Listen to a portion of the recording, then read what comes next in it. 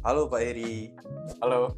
izin Pak. Jadi ada masyarakat yang nanya mengenai utang piutang nih Pak. Hmm. Pertanyaannya tuh gini Pak.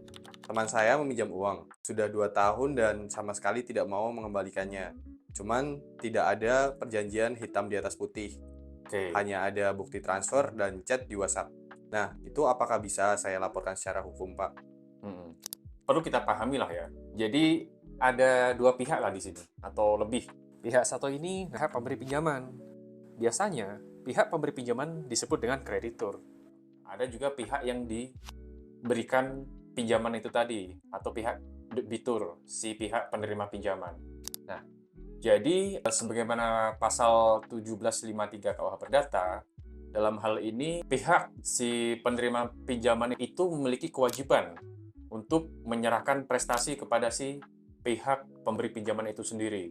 Mengingat pertanyaan itu tadi, tentu perjanjian itu sah, sehingga perjanjian itu berlaku sebagai undang-undang bagi mereka berdua lah ya. Kaitannya dengan alat bukti atau bukti yang diperoleh. Ini kan tadi kan dijelasin nih, nggak ada surat gitu ya, nggak ada surat hitam di atas putih gitu kan. Artinya kan nggak ada perjanjian gitu kan. Hanya ada bukti chat. Perlu kita pahami, sebagaimana pasal 1865 KUH Perdata, perjanjian itu bisa dibuktikan lah, tidak hanya dalam bentuk surat perjanjian itu aja, tapi bisa dalam bentuk dokumen, ada juga transfer bank, ada lagi chat, manakala chat tersebut relevan. Artinya apa?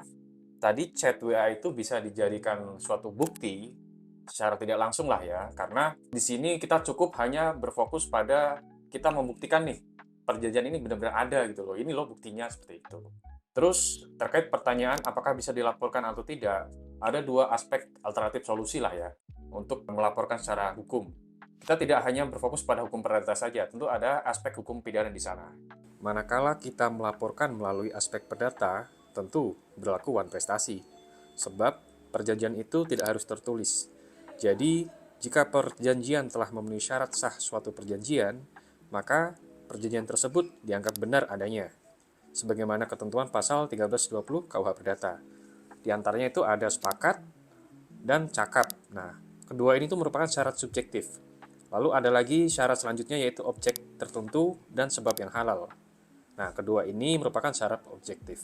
Lalu yang kedua, kita bisa melaporkan dalam aspek pidana.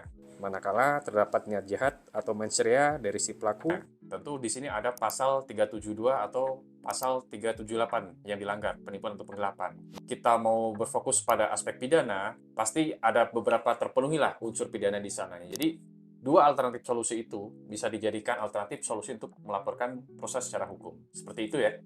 Terima kasih Pak atas penjelasannya. Semoga ini bisa membantu pertanyaan dari masyarakat tadi. Oke, sama-sama.